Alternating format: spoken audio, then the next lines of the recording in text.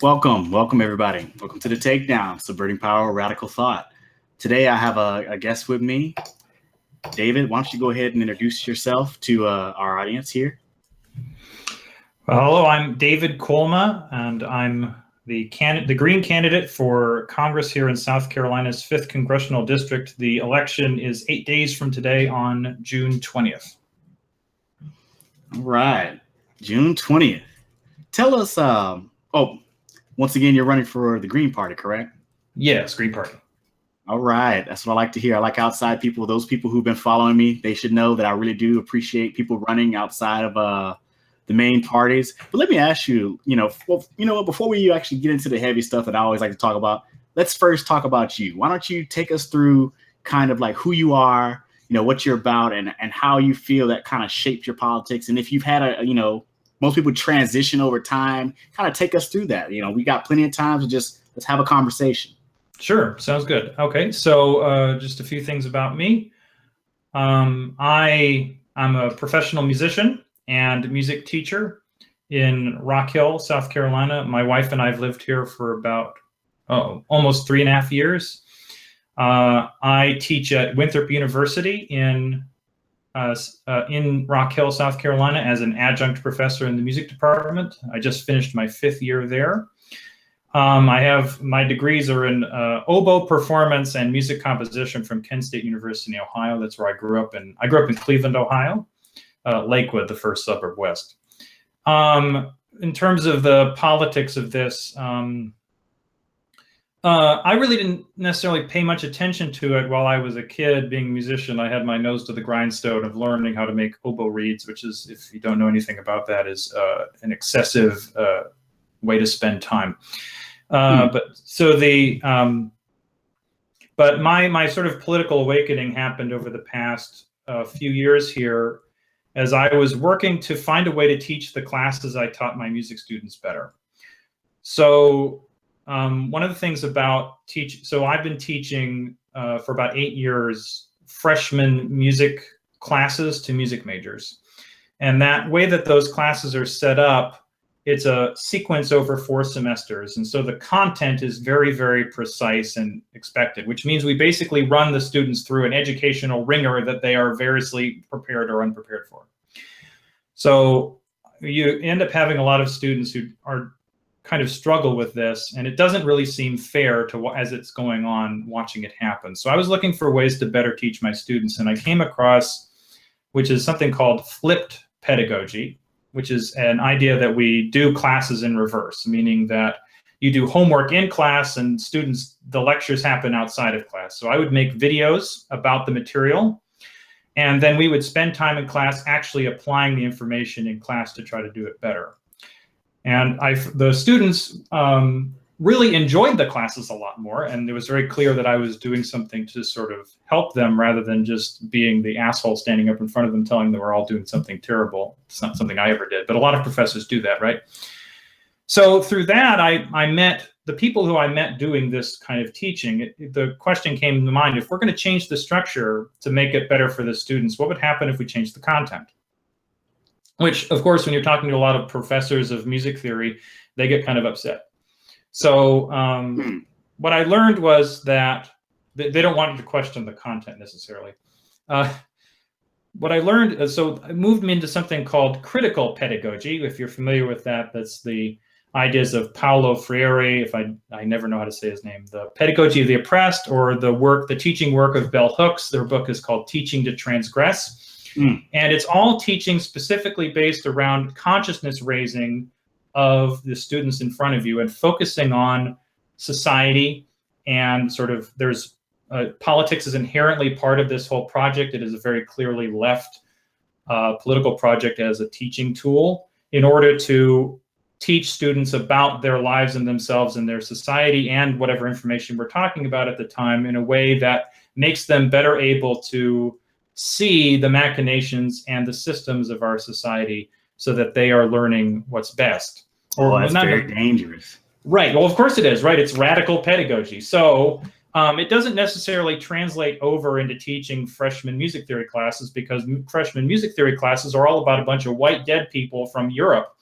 And a lot of my students at the school I teach at is of a predominantly white institution. It has the largest percentage of Black students, largest minority student population. It's like 35% non-white. So it means that in a room full of people with a lot of African-American students, we're talking about dead white men all the time. And that's not right. So, and it's built into the curriculum that it's going to be about this particular kind of music and not this other type of music. So as I was getting more and more frustrated with this and trying to find ways to connect the music that my students actually listening to the material that we're covering, I realized that the only way I was going to be able to do this was to teach a class for non-majors, and where I got to design the class myself. Oh, so you had to go outside of the major? So there was that much pushback in terms of sticking to the rigid curricula? Yes, they're not necessarily. So one thing I have to say is that college professors, by and large, are quite liberal people, and they have very progressive ideas about people and what should be studied and what shouldn't. It's just that the strictures that we've built up over a century or more of academic rulemaking have made it so that this is stuff we talk about and this is stuff we don't. And that's just the way it is. And we're trying to break it open in certain ways, but a lot of people are very tradition bound because it's the stuff I learned in school. If you're the professor, I'm going to teach the stuff I know best. So it was just the strictures of the music major curriculum made it so that I couldn't do what I wanted. So I created this new class called Rock and Popular Music, where I have my students specifically choose the material we talk about. And then I give them a structure where I give them a listening list, a reading each week, and then an assignment and we have classroom discussions. And the discussions are my goal, is to sit and talk with them about music and then society and their own lives in ways that are meaningful. To give an example, my students one semester chose to talk about protest music for a week. So I had to go find a book about protest songs, and I made photocopies of some of the stuff. And we read about, We Shall Overcome. I made a listening list that went through Nina Simone's Mississippi Goddamn, all the way up to the song that Common and John Legend made for Glory, which had just come out, the Glory song, which from the Ava DuVernay movie, Selma. So let me ask you a quick question, not to break where we're going here. Sure. But the first thing that pops into my mind is there a way, because certainly, students may not be interested in things of the past, but there are certain things that, still need to be learned in a sense, like for their importance and what they did. Maybe not everything to the exact detail, but, I think sometimes in teaching, the teacher's goal is to pour as much onto the student as they can because they know they're only going to retain about 10% of what they hear anyway. Right. Well, it's about, there are sort of two models for the way metaphors we use for education. One is the opening up someone's head and pouring information in, like what you just described. And the other is more about having people decide what kind of things they want to do, and then giving them the freedom to do those things, and giving them like a string along a line of things, and they move along a string that is malleable. So that metaphor is more like what I'm going for, meaning that, so there are specific things I want them to know, but it's not specifically historical information, right? If they want to know about when Bob Dylan went electric in the 1960s, I'll tell them about that. And we can learn about Bob Dylan. It'll be wonderful because Bob Dylan is a great case study in a lot of different things, including being anti-war in the early 60s, right? Masters of War is one of those songs I chose. So the other option is that, let me go back to that. So from there, it means that I am constantly injecting historical information and different ways of thinking into classroom discussions. So for example, one of the common opinions among 18 to 20-year-olds that I've had over semesters is that music is worse, the musicians are less, it's harder to tell difference between good and bad musicians because of things like auto-tune and the various ways that music production is made. Basically meaning if you're pretty and can do a certain set of things, we can make music that makes you sound good no matter what. Right. And that, so that there are musicians who are very bad at being musicians, but are very famous, as if this is a new circumstance. And I tell them that, no, there's a band called Milli Vanilli in the early 90s that won a Grammy Award for a best song, even though they never performed it. Then I tell them about a teen heartthrob of the early 1960s named Fabian, who was very famous for other things, but he got some really famous songs at the time. And if you go back and listen to him sing, he's terrible. Right. So the idea that popularity is somehow tied directly, what used to be tied directly to musical skill, is not a true thing. The thing they're identifying as new. There is they are right that musical technology has made this more difficult, has made this easier to do, but it's humanity and the way it deals with popularity and famousness and these sorts of things, and what people decide to put money behind, and all the sort of machinations of large businesses in the music industry, that's consistent across time. Is it? Yeah, absolutely. You know, the idea. No. Okay, so you have to realize that. Well, we're supposed to be talking about other things, but let me just get there. Small bit here. So, the music industry before there were recordings, so things you could buy in a box, like a disc, right? We don't buy discs anymore, but we can. Before we could buy discs, what you would buy is a piece of sheet music. Here's a piece of sheet music that I'm learning right now for a concert I have to do after the election's over. So this is music was in that shape, and it meant that where to make money on music was through those sheets of paper. And so you would have this whole industry built up around writing songs down, and then there were literal storefronts where, this is where the phrase Tin Pan Alley comes from, is that they were on Broadway, or off of Broadway now because it's sort of moved, that there was an area where there were music stores, and there were musicians who would play on the piano, and they would make the songs better than they were written down so that you would buy them. They would play better chords. They'd play awesomer things. And then you'd go home and learn the song yourself on your little keyboard or something, and it wouldn't be as nice. Right? So there's that level of fakeness going on. Well, what I was going to say is, I think when you said what people associate with fame and who gets put out there and stuff like that, I was like, we have to remember that, celebrity and fame are mostly objects of culture, and culture in our society is largely shaped by class power.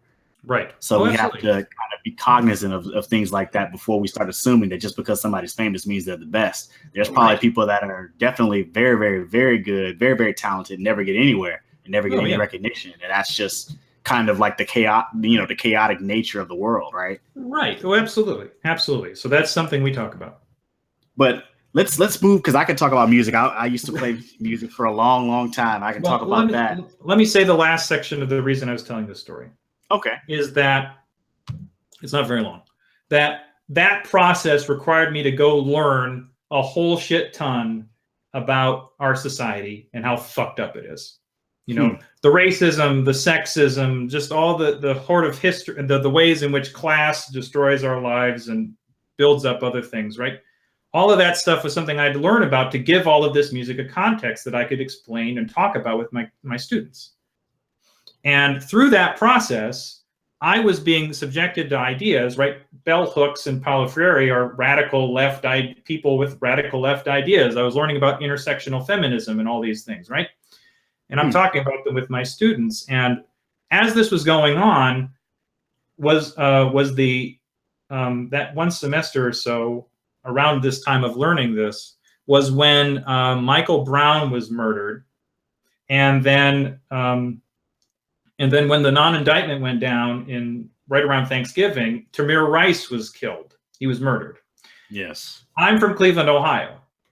Tamir Rice, 12-year-old boy, killed in 2 seconds. That really made me fucking angry. I got a speeding ticket that next morning because I wasn't paying attention to the road. I was so upset. So, and I did protests in my classes that day.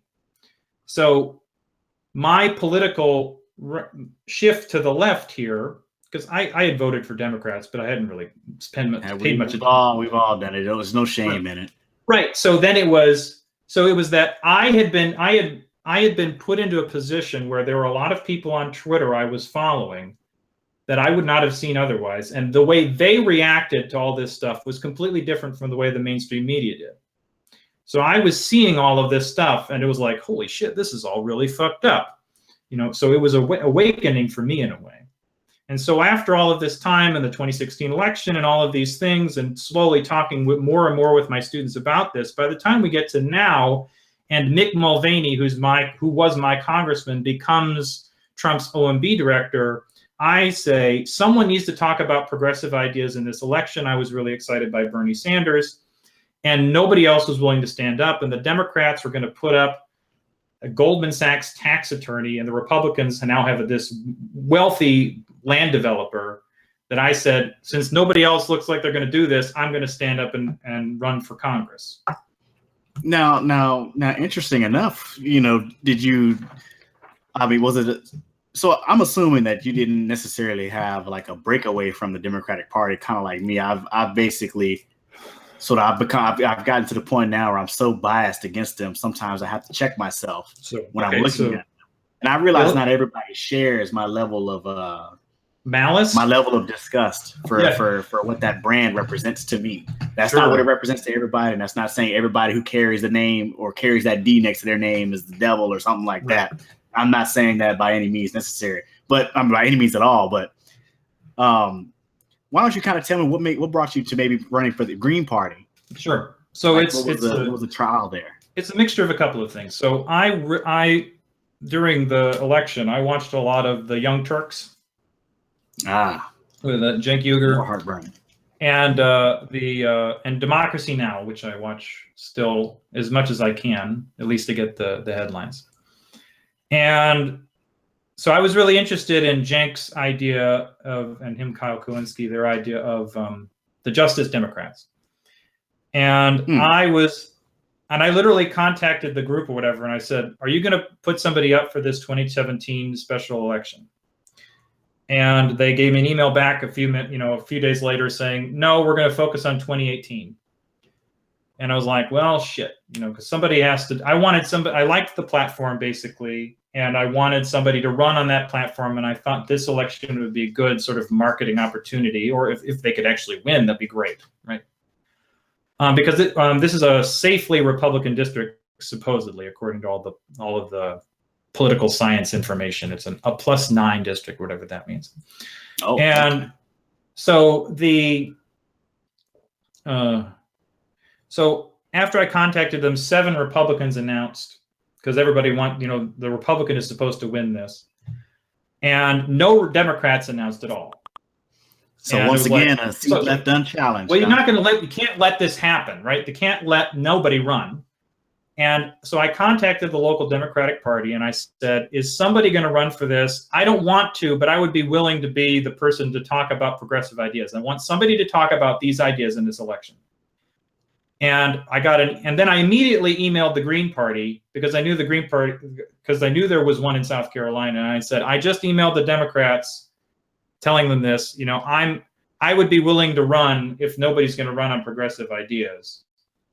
And the replies I got back for the Democrats were, we need your help.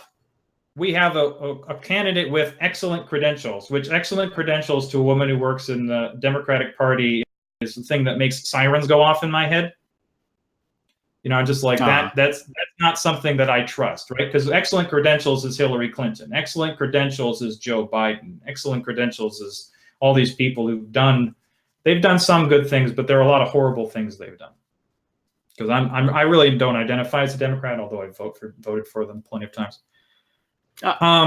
Again, you're preaching to the choir. Right, exactly. So and the Greens replied with a candidate questionnaire, which I went, holy shit, what? Not planning on doing that.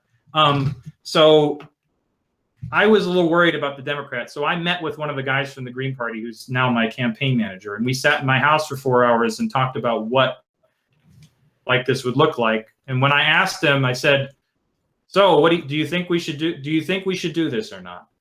And he said, that's weird. I don't know. I'm usually trying to talk people into or out of running for things. But he's like, no, I think you should do it. So we found out who the Democrat was going to be, and it's who he is.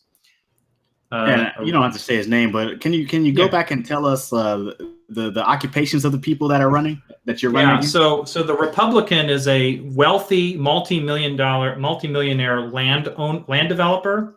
He owns a lot of land in the area, and he's made a crap ton of money doing so. He's been in the state legislature for the past few years, and he resigned his seat to run in this election.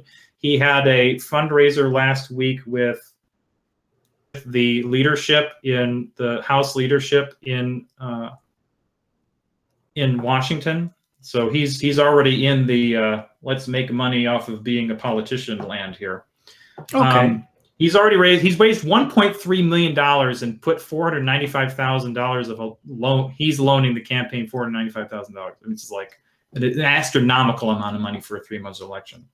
The Democrat is a retired tax attorney who worked as a managing director at Goldman Sachs in Hong Kong, and before that in Japan somewhere. Then before that, he worked for a while as a tax attorney at ExxonMobil, and then before that he worked in the as a Ways and Means Committee. He was as a staffer, and he worked at a period of time in the Justice Department. He's now retired, and he's in his 60s. So we basically have a corporate lawyer who kind of has some ins and outs inside the Democratic Party establishment versus a land developer. Right. So it's piece of shit versus piece of shit. Right? Well, I usually don't say that in public, but I'm happy to say it today. They seem like they're both very nice men in public, but it doesn't matter if they're nice or they love their families or anything. They are guaranteed, if either of them goes into Congress, to be bought by large corporations and to do things that will harm regular people, no matter what they say today. So I am not. It's about standing up and talking about helping actual people with advocating real progressive ideas that will actually help and empower regular, poor, working class, and middle class Americans. So that's why I'm here. And so after finding out who the Democrat was, we decided to run with it. And I've been in the election, and I've been in lots and lots of forums and debates so far. So I'm actually getting some play. Really? Yeah. I'm actually glad to hear that. Is it by independent outlets? Is it by the local media, or what's going on in South Carolina? It's a mixture, really. I'm not really sure why this ended up happening. There was a debate in Newberry, South Carolina, which is on the edge of the district. It's a very large 11-county gerrymandered district in northern South Carolina. It stretches. Oh, by the way, for anybody who's interested, if you've seen House of Cards, this district is Frank Underwood's district. If you want, there's a photo of me with the Peachoid on our social media if you want to. F you, Frank Underwood. Right. And I would be absolutely nothing like Frank Underwood. Absolutely nothing. So it stretches like this 3.5 hours from one side to the other. The first debate in Newberry, they had put in, there's a local party in South Carolina called the American Party, which is a centrist party. And they were having him be in this debate that had most of the Republican primary contenders and the 3 Democrats. And my campaign manager talked them into putting me into the debate, at which point I got to say lots of things that made some of the right-wing Republicans like flusteredly angry with me, which was joyful. But needless to say, you actually got to be on stage with them just more than that one occasion. Right. And so from there, making them fluster. Every forum after that, so that was the only real debate. Well, the rest of them were all forums, but there were 3 or 4 more. We had a third-party forum at the local university that me and the American Party and the Libertarian were at. We just had a forum, and we've had 2 NAACP forums in the past couple of weeks where I've been on the stage and I was getting most of the applause. So there, I'm actually getting the opportunity to get out to voters and to excite them with my message of my platform and the things I'm talking about. Yeah, and see, I'm excited that you take it upon yourself, because I tell this to people all the time, and my viewers will attest to this, that when I'm talking about these ideas and talking about how something may work, or trying to really get out there, I'm really trying to introduce a new way of thinking where I'm telling people, if there's nobody out there that's worthy, maybe you should step up and be that person and get people to help you and make that happen. And what I want people to do really is to understand that if you want change, you may have to build it yourself. No one's going to give it to you. Exactly. And I think on the left in particular, we've kind of forgotten that. We've kind of gotten to this point where we're waiting on. So I'm just waiting on somebody to come. I'm just waiting on this to happen. Or, maybe we can get a new guy or a good guy. And it's like, that guy could be you. Right. It could be your neighbor. It could be your brother. It could be whoever, random Joe Schmo on the street that just decides that they want to do something different, and they have both the strength of will and the courage to actually go outside of where we are trapped right now and get out there and fight for it. And I'm just kind of waiting for, enough people to kind of reach that critical mass. And by the way, I've just come back from the left forum, guys. And so I'm, brimming with new analyses and new information. And I'm just so pleased and so whatever. And I have to check myself, because obviously, you can't go from 0 to 60, in 0.1 seconds, right? So I have to come back down and realize, okay, go back to the way I was before I went down there. When you're immersed in that, you just want to radicalize every mind you come into contact with, and it just doesn't work that way. Yeah, no, it's there. I've had multiple conversations with some very conservative people here, and they are very nice to me at first, and then when they find out what I'm running on, there's often the question of, and I'd love to know how you're going to pay for that. And then they're just sort of the very they're still nice, but you can tell that it's straining on them to be nice to me. Man, that's okay. No, that's fully expected. I mean, this is South Carolina we're talking about. This is a place where people assume you're conservative unless told otherwise. And so, like, I had an interview today, which went very well, but in a local media outlet that'll be up in a few days. And I mean, he was asking me right-wing questions a fair amount of the time, or framing questions from the right. And so I was having to basically say things that were just outside of, like, he asked me if I, about capitalism. And I told him, well, we don't have capitalism in this country. And he kind of just was shocked that I said something like that. So. Oh, well, now see, at least, it sounds to me like you're taking the tack that I would take if I were to run for something, is when they give these loaded, badly framed questions, I would instantly reframe the question, or reject the entire premise of what he's asking outright in the question itself, so that people can understand that, you can't just give me any kind of question like that and I have to answer within those bounds. Basically, you have to kind of terraform your own landscape, out there in the political arena, especially now since we're so far to the right. Right. I spoke to someone today, and I just was trying to get them to acknowledge that, one of the things that we run into all the time is that somehow the private market is efficient, and that the public market is inefficient, and that the private market makes markets efficient. And I'm like, well, this doesn't make any sense. How can somebody offer you the same good made out of the same material for the same price, but they have the burden of a profit incentive? Right. Like, where does the profit come from? Right, exactly. And that's exactly what happens with healthcare. So exactly. So, I'm advocating for universal healthcare. I'm telling the people here that I will be a co-sponsor of HR 676. That's John Conyers' bill that he puts in every year that now has more than 100 Democratic co-sponsors. That is the Improved and Expanded Medicare for All Act, which would just save us $400 billion at least a year. That's billion with a B, and actually cover everybody so that nobody was dying because of their income, and people wouldn't have to use GoFundMe to raise costs because they had a heart attack, all these kind of things. And, I get cheers when I say these things out loud. So. Yeah, see, look, you brought me back to reality once again. I sort of got off to start talking again, but hey, let's explore. Like you've already mentioned that you're in favor of John Conyers' bill. Yeah. Let's kind of talk about what would you say are like the pillars of your politics, and then we're gonna move into a new section in like 2 or 3 minutes. But just in 2 minutes, kind of lay out like the pillars of your policies, like the major points to you, and then if you're willing, I would like for you to stay and speak about the next topic. I'm going to talk to Salam, one of our writers here at Progressive Army. We're going to basically debate the merits, or really have a discussion, not necessarily a debate, but it's probably going to turn out that way, about universal basic income and the federal job guarantee. Sure. Well, I'll just run down the platform. So I mentioned universal health care.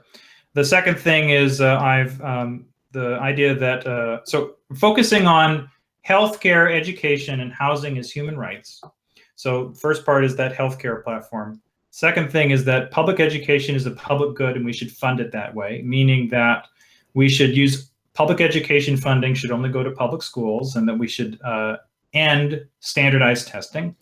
For college education, it means free public college and universities, making those things free, expanding bankruptcy law to include education loans, and then forgiving and wiping away all student loan debt. So let me ask you a question. If you support wiping away student loan debt, why would you need to alter the bankruptcy law? Well, it's because it's a one or another kind of deal, or well, it's one would eliminate debt now, and the other one would. So the idea is that wiping away student loan debt isn't necessarily mean. I would like it to be well. So it's a three-pronged problem, right? That we need to make college free. It's not. We need to do something about people who've already paid shit tons of money for college right now.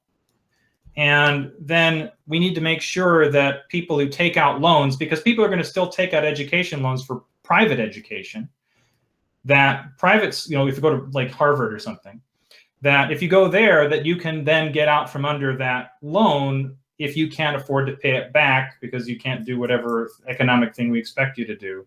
So you need a way out from under that, and you can't currently do that in this country, and they can garnish your wages or whatever for that. So, and see, look, you're already sounding like a very, very, very nice person, because for some reason, I don't know if it was like the asshole in me or something like that. It just, right then I was thinking to myself, well, if we make public college free and we have wiping away student loan debt for public institutions, why would we subsidize the private colleges? I would think that, I would largely want them to wither and die. So I don't personally care about whether or not private institutions exist, but there are private institutions that fulfill certain roles. So, for example, there are historically Black colleges and universities that are private institutions, right? That is true. So I just said Harvard because it was the first one off the top of my head. Yeah, and even when I was thinking about it, I just attached myself to the Ivy League and like the ivory tower types of institutions, right? Right. So I was assuming there would maybe be an exemption made, or maybe a way to publicize. I mean, bring those private institutions into the public sector, especially for like the state schools that are historically Black colleges and universities. Yes, exactly. So I agree with you on that point. The reason I'm saying the three things I'm saying is that I think that we really can do the first one, that is making the public colleges free. And to me, the other two parts are sort of a thing to do that I think I can get other people to actually sign on to. And the thing that I actually think we need really hugely, like we need to sort of do those things together. So it's that getting a lot of people on board with wiping away college debt. Like wiping away debt is one of those ideas that a lot of people just immediately kind of react negatively to. So it's sort of like, do I expect to be able to get through a Republican Congress an idea like that? No. But I think I can get the Republican legislature in the Republican Congress to actually, I can shame them into getting, into expanding bankruptcy law. That's something I think I can actually get some other people to sign up for and get it through as an amendment on something. That's an achievable goal in my mind. I see. You're a lot more optimistic than me. I don't believe a Republican can be shamed into much, but you can force them to do something. The example I have is that Bernie Sanders is able to get Republicans to do things when he was in Congress, when he was in the House, that wouldn't have happened otherwise. So there are things to do and things that are possible, and I don't see the role of a Green Party house person, not just only as the sort of the bully pulpit of I'm screaming about things that people are not going to pay attention to. There is actual fundamental, actual work that a person like me can do if I'm not stuck in the money machine that either party is. So there are actual things that I could do that would actually make a good for actual people in this country. I wholeheartedly agree with that. That's why I'm glad to have you on the show. That's why I'm glad that, you know, speaking to you and hearing about your politics, and I want our audience to see that. Now, I think at this point, the big topic is going to be, you know, everybody's getting ready, you know, warming up or whatever. Sure. Salam, why don't you say hello to our audience? Are you with us? Hi, Nick. Can you hear me? I actually can't hear you. Salam, if you can give us a mic check, we actually can't hear you. Hello, can you hear me? It's just, for me, it's very soft. I can sort of hear him very softly. Oh yeah, I can't hear him at all. Richard, can you help out with that?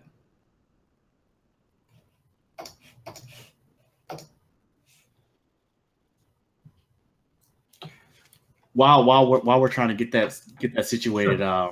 I just want to remind everybody that basically today we're going to be having an open discussion, a semi-debate on universal basic income and the federal job guarantee. It's my position that I'll just come out and tell you that my position is I favor the federal job guarantee with provisions for those who cannot work or their situations are not conducive to working. And I think kind of how I frame it is that the goal would be to have more money into the hands of individual people and have the federal government as the employer for those who can't or won't work for the private sector for whatever reason, so that they produce goods and services. And if you're producing goods and services, you know, basic economics will tell you, so long as goods and more services and goods are produced, and having more money in supply will not have as much of an inflationary effect as just giving people more money without changing the amount of production. And I think that's been kind of like the crux of the argument to me, that, you know, if you basically give out a universal basic income, and I know everybody's seen it now. UBI is like everywhere. Everybody's talking about it. Everywhere you go, there's multiple TED Talks on it. You can type it on YouTube. It's all over the place. And there's a reason for that. There is a reason that it's so popular and it's spreading like this and it's getting so much play in media circles and on TV and in places where you wouldn't even hear them talking about it. Libertarians are talking about the UBI, and some of them are expressing support for it. And that should not necessarily mean it's bad, but that shouldn't necessarily take over the conversation where we don't talk about other solutions. And I would argue that the federal job guarantee just has a lot more benefits than the UBI, just in the way it can be implemented and what it helps us be able to do. Salam, if you're still there, I'm trying to kind of talk to fill the space while we get your technical issues worked out. You can go ahead and speak to us again.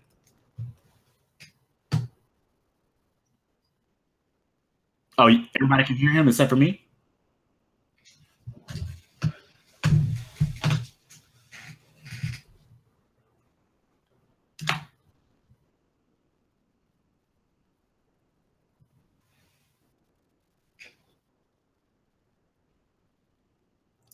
Yeah, I don't hear anything from him either. Why don't you tell us, David, kind of where you fall on the situation? On this discussion, excuse me, I said situation. Jobs guarantee versus, well,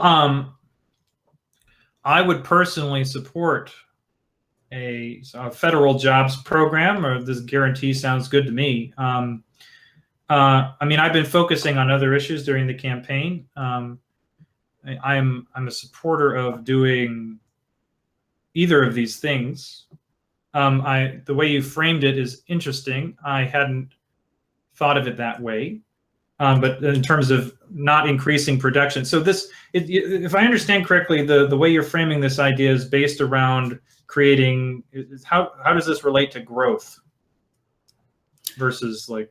Well, the idea that the way I put it out there, and the reason why I put it out there in that way is that there are many things that we need as a society to be done, but there's no profit incentive to actually do it. So the private sector does not cover these things.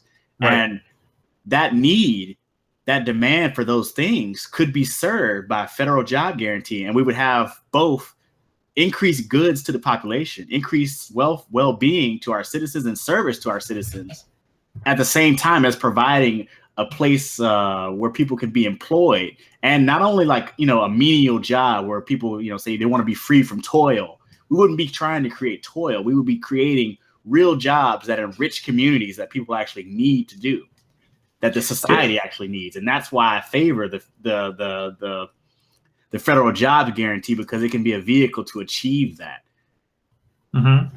And so I think oftentimes when we talk about the UBI, one of the downsides I see is that it seems to me that a lot of the proponents of the UBI really are using it as a means to shirk or kind of like get away from the responsibility society has to individuals. They say, oh, we will give you a pittance, so now you cannot complain. We paid you a universal basic income, so you have everything you need. And what I will tell you right now is income is not necessarily happiness. And if everybody has it, with the way prices work and with the way value works, it basically is worthless. So what I can say is that it's possible to view the opposite in a similar way, in terms of that a job isn't happiness either. No, it is not. But what I will say, I'm not selling this as happiness. I'm selling this as a federal job guarantee at a living wage, and providing goods that the public sector that the public actually wants and needs. This could be anything ranging from childcare, taking care of the elderly. This could be repairing homes. This could be teaching children music. This could be putting on plays. This should be teaching philosophy, teaching the arts, doing whatever. It could be building bicycles. It could be repaving the roads. There's stuff that needs to be done all over the place that's just not getting done. And a federal job guarantee would go about making that happen, whereas a UBI would not. On top of those things, just the sheer merit of what we can achieve with the federal job guarantee, let's also talk about the fact that if there is a competitor for talent and employment in general, it will cause the private sector to have to treat their employees better as well. So not only have we provided a thing that will produce better goods for people, we now have a stable means of employment, or a mechanism that we can use to employ people that will actually act as a counterbalance to the weight of the private sector in terms of employment. The government already does these things as it is, but at a federal job guarantee, at a living wage, it will be even more powerful, because that means everybody who has jobs in the private sector would now have a choice. You can stay and make someone else rich, or you can work for your community and have a living wage.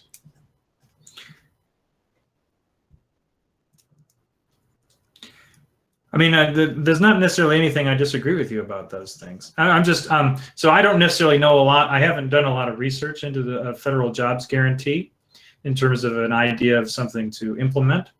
So I'm just going to ask questions, assuming, I'm sorry, I don't remember the other guy's name. Is he going to be capable of speaking with us? Salam, can we get your audio working there, or what's going on? It appears not. So Richard, would you like to come in and speak on this? And audience, I know there's a few of you watching right now. I would really like to hear what you have to say as well. I've been watching some of the comments here, and some of these things are pretty funny.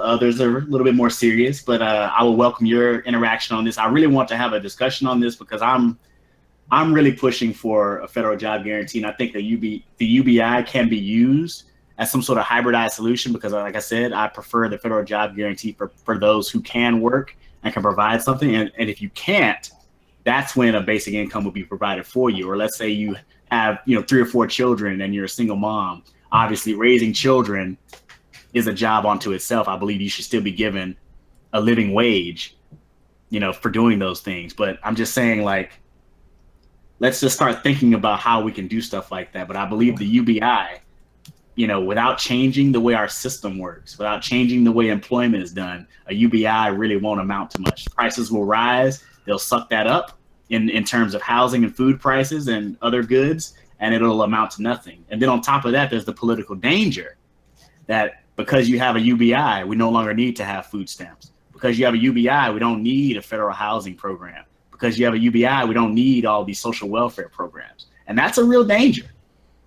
That is something that will likely come with the UBI. That's a real danger, and that's something that has to be acknowledged by the left. You don't have those type of issues when you're talking about a federal jobs guarantee. Do you? I wish you could hear me. No, I can hear him, but it's not very loud. I can't hear him at all. Can you hear me, Nick? Can anybody in the audience verify whether they can hear Salam or not? Go ahead and speak a little bit, Salam. Okay, I don't know if you can hear me now. I can hear you, finally. Yes. Okay, that's great. Okay, well, my apologies for the technical challenges that we had. Nick, you said a lot of things about UBI that I wanted to jump in, but I couldn't get the chance to. Okay, well, I mean, Paul, now you're on. Let's hear it. Okay, so the first thing that you mentioned is that about first, there needs to be a general understanding of UBI, universal basic income.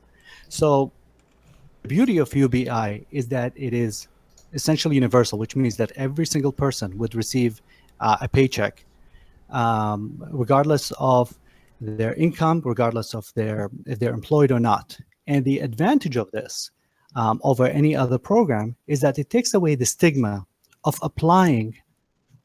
It ends poverty immediately because you would provide income to those at the level of, depending on the community or the country, you would eliminate the poverty line.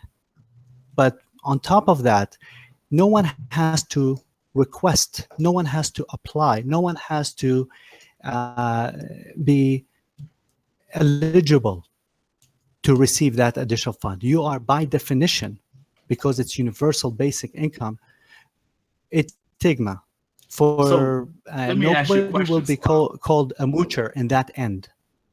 Have the same whether you're rich or not, and that's a feature as part of the UBI that unfortunately other programs do not offer. Let me ask you a question. That I wanted to note is that. Go ahead. That I wanted to note is that from a progressive perspective, both of the ideas is absolutely great. I'm not going to go here and say that a job guarantee is a bad idea. What I was trying to say here is that from a progressive perspective, we need to find ways to end poverty. We need to find ways to help those that have. And in what I was hoping for in this debate is that the UBI is more superior than job guarantee program, but I do not want to sound as if I am against that approach. If that is approach at any point was made available, whether it's at state level, whether it's at the country level, whether it's in the United States, Canada, or United Kingdom, a big supporter of it. So now, we have a know what you think. Because I'm a profound supporter of the federal job guarantee, but not the UBI.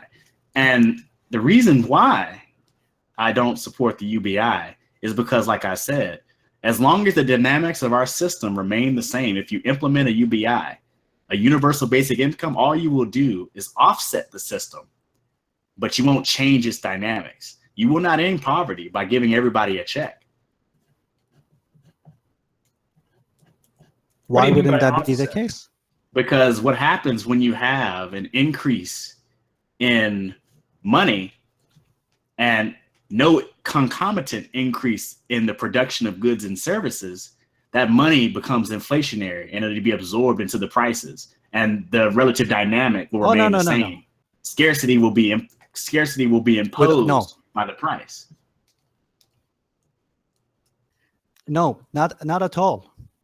inflation. This is governed by a formula called MV equals to PY. This formula is not controversial in any way. All scientists, all economic scientists, at least at a very large percent of it, would agree to that. And MV, the M stands for the amount of money that is injected into the economy, basically the amount of printed money. V is the velocity of money. And then on the other side of the equation, it's the P, which is the average price. And whenever there's increase to the average price, that's what, and Y is the total output. So when we could look at UBI and when you look at job federal, but remember what I said. I said with no concomitant increase in production of goods, which is your output, correct? No, but that's what I'm trying to get at, is that no, correct. But the output has been deemed by most scientists that it will remain near constant, whether it is with a UBI or without a UBI. I didn't say constant, I said near constant. And the same thing when it comes to the velocity of money, there will be an increase to the velocity of money, a modest increase, whether it is any form of policy that will money from the rich to the poor, there will be a modest increase because poor people and basically reinvest every penny that they get. They live paycheck to paycheck. Unfortunately, this is the way it is currently, and that will increase the velocity of money. But when it comes to if any proponent of UBI is asking you to go ahead and print money at proposal, then you're absolutely correct. I would be the first person against it, and most proponents of UBI would be against it. UBI is not inflationary. Is that it's redistributing what is currently available in, whether it is from the government or from additional progressive taxation, born by that formula that I just mentioned earlier, that we are mentioning of not basically printing money in the United States or the Eurozone or whichever. There will not be an increase in inflation beyond the 2% to 5% that is expected on an annual basis. Okay, so I'm well familiar with that formula, but I believe we're starting from two different premises. I'm under the premise that the funding from this would come through money creation, not from redistributed taxation. That's incorrect. Well, it's progressive taxation as well. Let's talk about funding it. So when it comes to funding it, first of all, there are a lot of programs that can be replaced. So programs such as welfare, required. And I don't have the list of all the programs, but there's about 12 to 15 programs that can be replaced without any impact, because the UBI in its simplicity can cover all of those benefits that come from those different programs, which also have additional costs of administration. The UBI is extremely easy to administer. Finally, there needs to be a form of what's called a progressive taxation, so that those who are the very rich, they need to fund what is remaining of what is required, so that the population or the society is able to receive that annual check. And it was calculated, and I could share the proposals. There's one that was written by Scott Santons, I believe just a month ago, that provides in detail how that will be funded, and none of this will require printing any new money. Okay, so let's say we're going with a redistributive approach, right? Now, here's the problem. When you start to tax wealth and you start to tax, the great incomes, for the large part, that wealth is stagnant, and it is not in circulation. But once you tax and redistribute it, it goes back into circulation. That's good. Right. That's great to stimulate the economy. No, and in fact, I think it will stimulate the economy. But I'm wondering how moving money that's not in circulation to circulation, it still does not have any inflationary effect. Will have an inflationary effect. Okay, the so now benefits you that are come. admitting it will have an inflationary effect. I'm not one of those No, people that believe you no, can't no. But give one benefits second. to people But because it'll be inflationary. no, I no, don't no. believe Wait, that. wait. Allow me to complete my thought process, because as I said, and again, I don't want to go too much into the formula. Once you do this, once you allow for, as you said, stagnant wealth, now that goes back into circulation, even the idea of the minimum wage, it does the same thing. Because once you increase the minimum wage, you do the same thing of giving more people who don't have the capacity or don't have the disposable income have it. So let's be very clear. At any point in time where you are able to increase the velocity of money, what it does is that it increases the output, because that will lead to additional jobs because there will be more demand, and that will lead to a stimulus of the economy. For example, I believe in 2001, George W. Bush said that go ahead and spend. That's patriotic. And the reason he said that, because the United States was going through a depression, and the only way to turn that was to actually go ahead and spend. So let me stop you right there, Salam. Guys, yeah. right now, this will be the end of our regular broadcast. I'm basically going to continue recording this discussion, and I'm going to continue on. I'm going to basically have it up on the YouTube channel. But if Richard, if you can cut it. And there's a quote that I want to end off with. Give me 1 second. What comes to pass does not come so much because a few people want it to happen as because the mass of citizens abdicate their responsibility and let things be. Everybody knows that's from Antonio Gramsci. Take a look, take a listen to some of his quotes. He's got a very interesting perspective. I want to leave you guys with that quote to think about, but we're going to close out the regular show and go into the extended discussion.